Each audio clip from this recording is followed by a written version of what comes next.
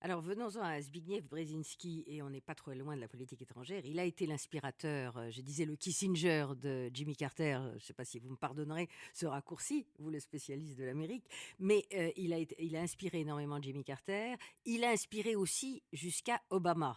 Alors d'abord, l'homme, c'est un Polonais qui est arrivé à 10 ans, petit Polonais, immigré aux États-Unis, et qui pour la première fois a fait son parcours dans la politique étrangère qui avant était réservé à peut-être une élite purement américaine. Exactement, Brzezinski, c'est d'abord une vie extraordinaire. En effet, né à Varsovie en 1928, il se hisse au plus haut niveau de la politique étrangère américaine jusqu'à l'influencer très profondément sur des dossiers très importants, sur l'Iran, sur la réaction à l'invasion de l'Afghanistan par l'URSS fin 79 et sur des choses très importantes. Et puis, c'est aussi un penseur, un stratège qui, à la fois par ses livres, par ses tribunes, par ses interventions médiatiques et parce qu'il est un conseiller qui souffle à l'oreille des princes, et en l'occurrence des présidents américains, presque tous, Oui, parce qu'on a a l'image été de très influent. Carter, mais il a influencé jusqu'à Obama Absolument, y compris les aujourd'hui. républicains. Alors il y a eu une exception, c'était George W. Bush, c'était Bush fils, parce qu'il s'est violemment opposé à la guerre en Irak qu'il jugeait une erreur stratégique Brzezinski, oui. fondamentale. Brzezinski s'y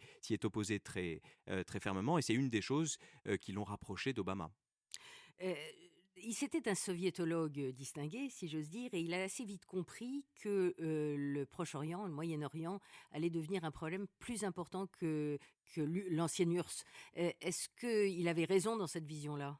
Oui, au début, quand il est à Harvard dans les années 50 et fait ses études, et c'est ça qui le fait devenir américain en quelque sorte, il est en effet un spécialiste de l'URSS, un excellent, spécialiste de l'URSS. Ses livres sont restés dans l'histoire, en particulier celui qu'il a consacré disons, aux différents schismes à l'intérieur du bloc soviétique, hein, la lutte par exemple entre la Chine et l'URSS. Donc bref, il aidait à décrypter, le bloc de l'Est, mais il s'est de plus en plus intéressé à d'autres domaines, y compris le Moyen-Orient, avec la centralité du conflit israélo-palestinien, et il a pris des positions. Il a toujours été très indépendant des partis et des courants, et il a pris position en particulier contre la guerre du Golfe, de peur que l'Amérique La première ne et la s'enlise, la deuxième. première, celle de 91, de peur que, en gros, l'Amérique ne s'enlise et peu à peu ne devienne l'arbitre des équilibres de puissance au Moyen-Orient. Et c'est effectivement ce qui s'est passé, et de la guerre d'Irak également.